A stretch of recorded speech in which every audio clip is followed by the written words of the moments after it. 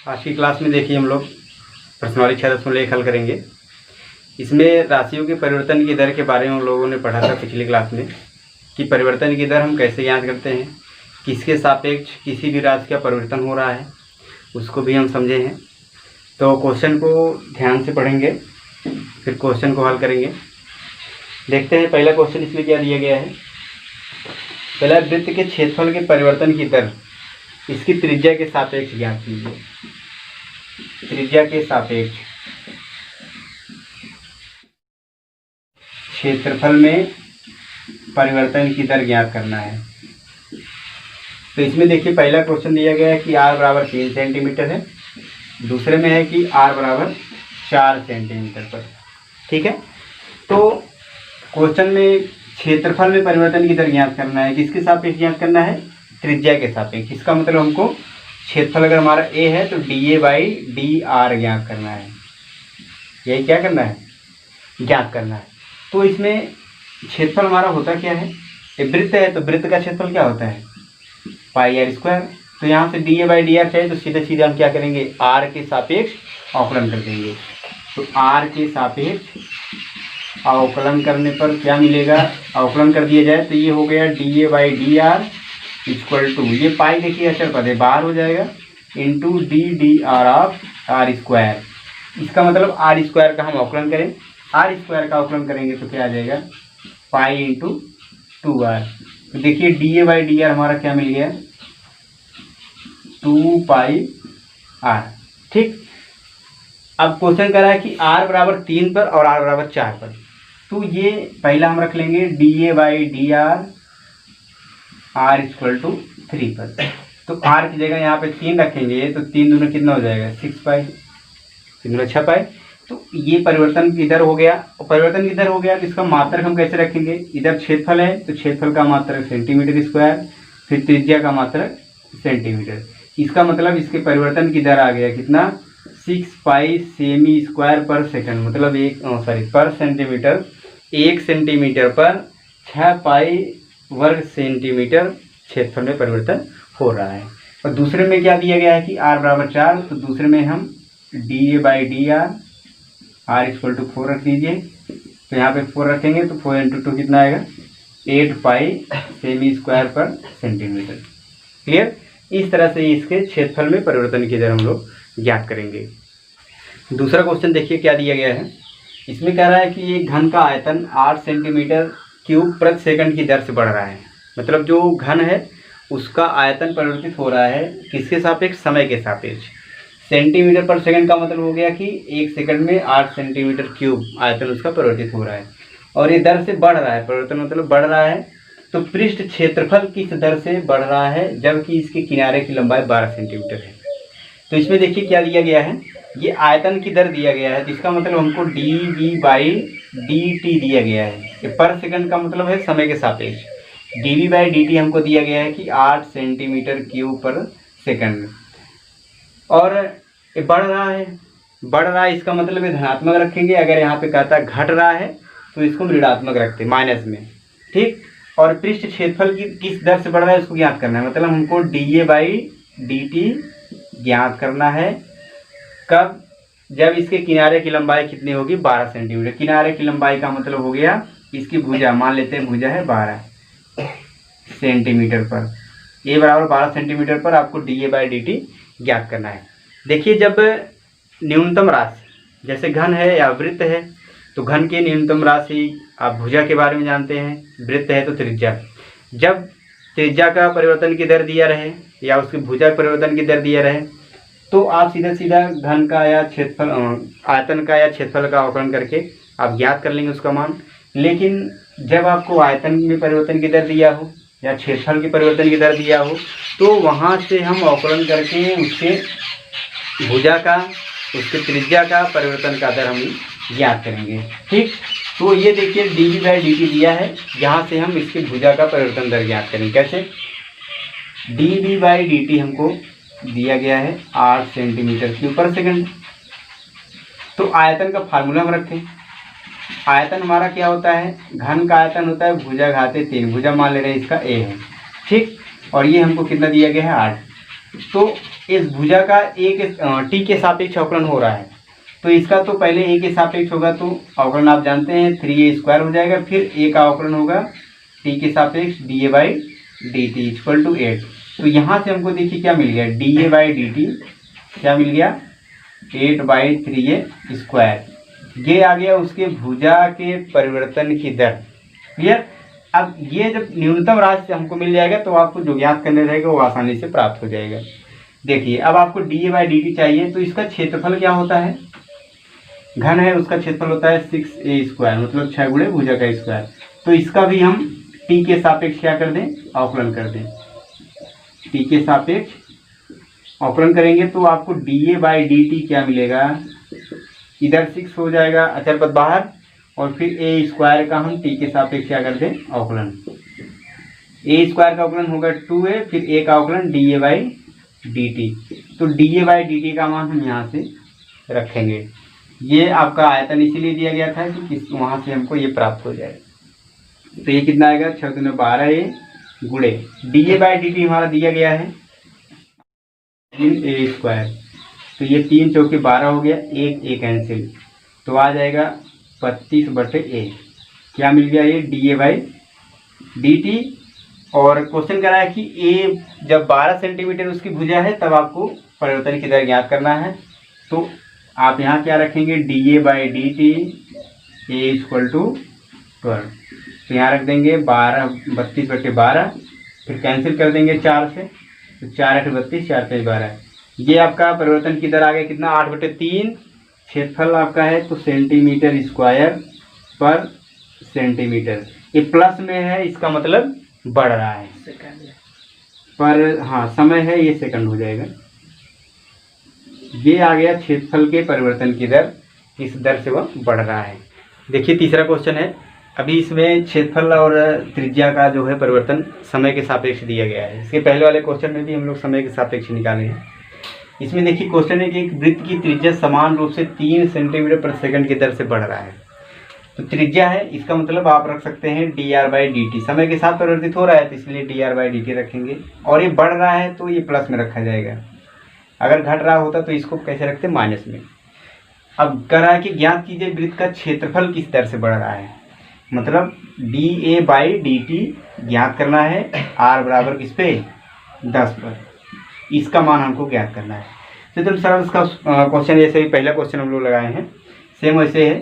तो पहले क्षेत्रफल हम रख ले। क्षेत्रफल हमारा क्या होता है वृत्त का, πr²। तो इसका हम क्या करेंगे, अवकलन कर देंगे। दोनों क्वेश्चन देखिए दो तरीके से क्वेश्चन मिल रहा है। एक तो आपको dR/dt दिया रहेगा, तो जिसका मान ज्ञात करने रहेगा वो आप आराम से रख के ज्ञात कर लेंगे। फिर इसका जो पहले वाला क्वेश्चन था उसमें आयतन का दिया गया था, तो आयतन रहेगा तो वहाँ से भी हम अवकलन करके त्रिज्या का परिवर्तन दर ज्ञात करेंगे या उसकी भुजा के परिवर्तन का दर, मतलब न्यूनतम राशि हमको ज्ञात करना ही पड़ेगा, चाहे वो दिया हो, नहीं दिया रहेगा तो उसको पहले ज्ञात करेंगे। ठीक, चलिए यहाँ पे हम क्या करेंगे, इसका r के सापेक्ष अवकलन करने पर। तो ये dA/r नहीं t के सापेक्ष करिए, dA/dt क्या मिलेगा, पाई अचर पद बाहर हो जाएगा, और ddt ऑफ r²। तो r² का अवकलन 2r इंटू फिर r का अवकलन, क्योंकि t के सापेक्ष हो रहा है तो dR/dt रखेंगे। तो यहाँ पे पाई आपका हो गया इंटू 2r हो गया, और dR/dt का मान देखिए कितना दिया है 3, तो यहाँ क्या रख लेंगे 3। तो dA/dt हमारा कितना आ रहा है, 3 × 6 पाई r। क्वेश्चन हमारा कह रहा है कि क्षेत्रफल के परिवर्तन की दर ज्ञात करना है, कब, त्रिज्या जो हमारा 10 सेंटीमीटर है। तो यहाँ से हमको dA/dt यहाँ लिख लेते हैं, dA/dt कब, r बराबर 10 पर ज्ञात करना है। तो यहाँ पर हम क्या रखेंगे 10, तो 10 × 6 कर देंगे, 60 पाई आ जाएगा सेंटीमीटर/सेकंड। तो क्षेत्रफल के परिवर्तन की दर क्या मिल गई, 60 पाई सेंटीमीटर/सेकंड। देखिए चौथा क्वेश्चन दिया गया है।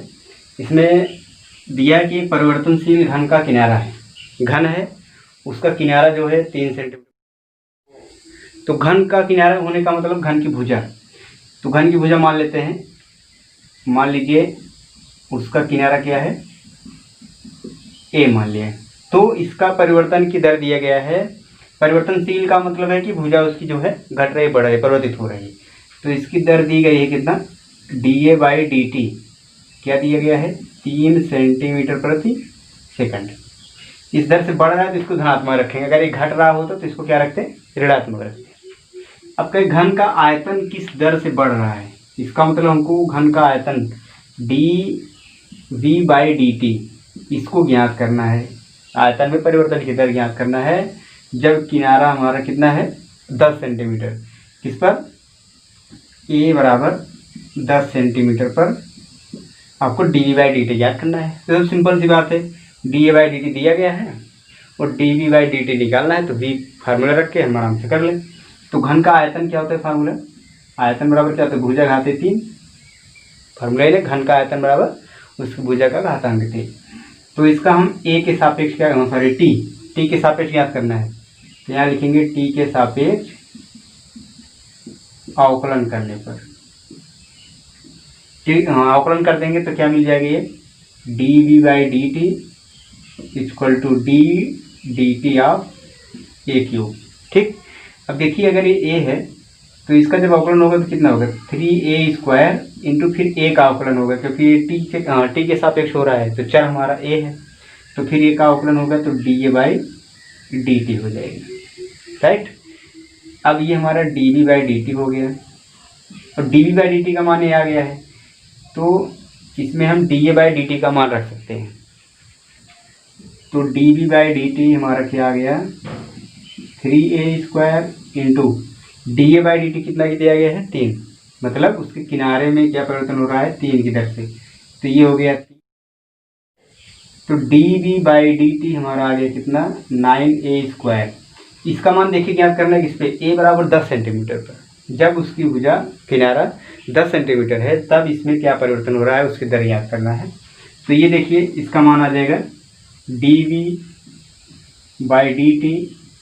और किस पे A बराबर 10 पर A = 10, तो यहाँ पे 10 रख देंगे तो क्या आ जाएगा 9 × 10 का स्क्वायर कितना देगी 100, और इसका मात्रक यूनिट क्या रखेंगे, इसका आयतन मात्रक क्या होता है सेंटीमीटर क्यूब, T का मतलब सेकंड, तो ये 100 सेंटीमीटर क्यूब पर सेकंड। इसका मतलब क्या हो गया कि 1 सेकंड में 100 घन सेमी आयतन में परिवर्तन हो रहा है। पांचवा क्वेश्चन है, इसमें देखिए आपको समय के सापेक्ष भी परिवर्तन दिया गया है, जैसे भी इसके पहले वाला क्वेश्चन था सेम वही क्वेश्चन है, सभी क्वेश्चन एक ही तरीके से लग रहे हैं।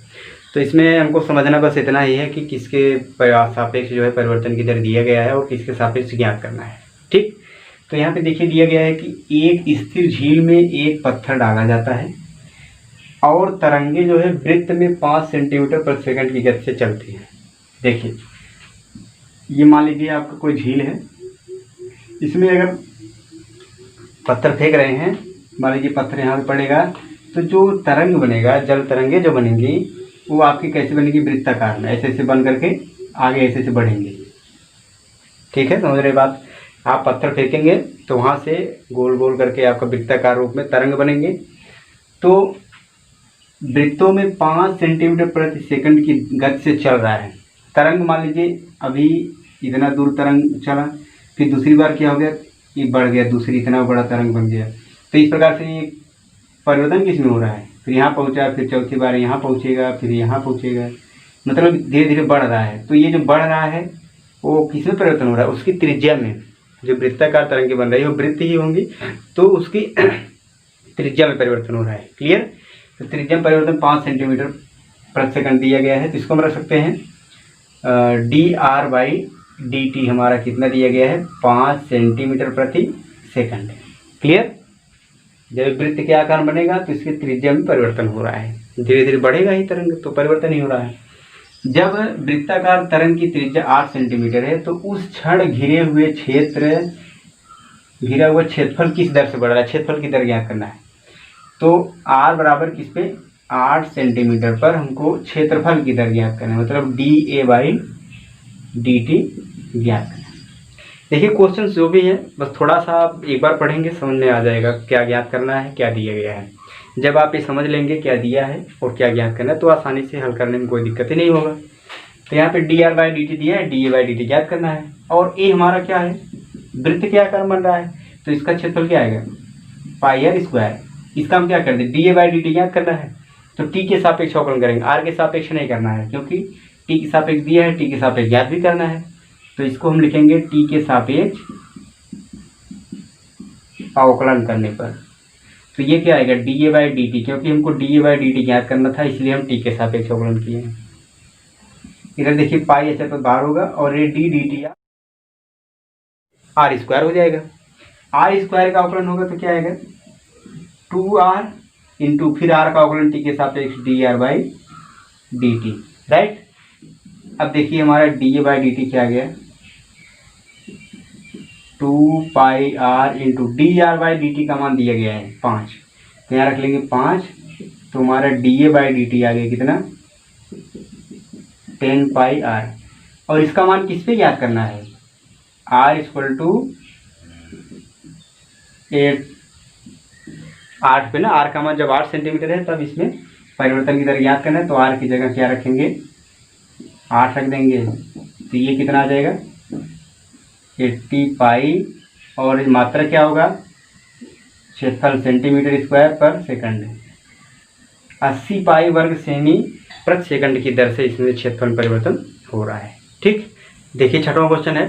छठवें क्वेश्चन में भी वही क्वेश्चन दिया गया है कि जैसे अभी वृत्त में हम लोग क्षेत्रफल के परिवर्तन की दर ज्ञात करते थे, इसमें क्या दिया गया है, क्षेत्रफल न दे करके दिया है परिधि में परिवर्तन की दर ज्ञात करने के लिए।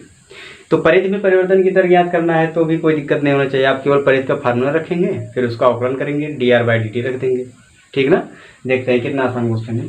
इसमें देखिए त्रिज्या दिया गया है 0.7 सेंटीमीटर प्रति सेकंड की दर से बढ़ रहा है, इसका मतलब क्या दिया गया है, D R by D T कितना दिया है, 0.7 सेंटीमीटर पर सेकंड, राइट।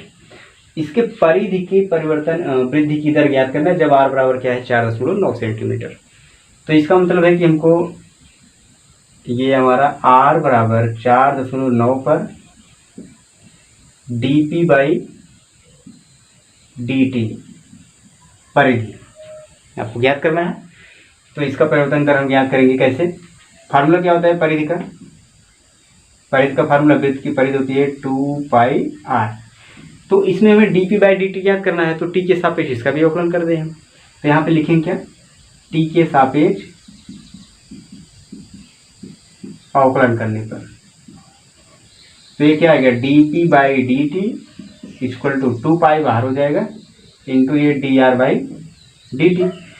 और कुछ करना ही नहीं, D R by D T का सीधा सीधा मान हमको रखना है।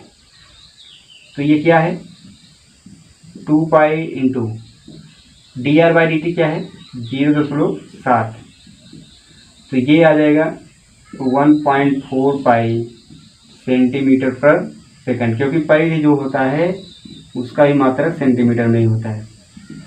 तो इसका मान जो है 1.4 पाई सेंटीमीटर पर सेकंड की दर से बढ़ेगा या घटेगा, क्या होगा, बढ़ेगा, क्योंकि ये बढ़ रहा है और ये भी प्लस में आया, इसका मतलब ये भी बढ़ ही रहा है। तो यहाँ पे आर बराबर क्या दी गई, 4.9 सेंटीमीटर। तो यहाँ पे आर का मान अगर यहाँ पे बचता अवकलन करने के बाद तब वहाँ पे आर का मान हम रखते, तो इसका मतलब यह है कि आर का मान कुछ भी रहेगा, उसके जो परिधि होगी उसमें किस प्रकार परिवर्तन होगा, 1.4 पाई सेंटीमीटर पर सेकंड की दर से परिवर्तन होगा। आपकी उसकी त्रिज्या चाहे जितनी रहेगी, सभी मानों के लिए आपका ये परिवर्तन दर बराबर है।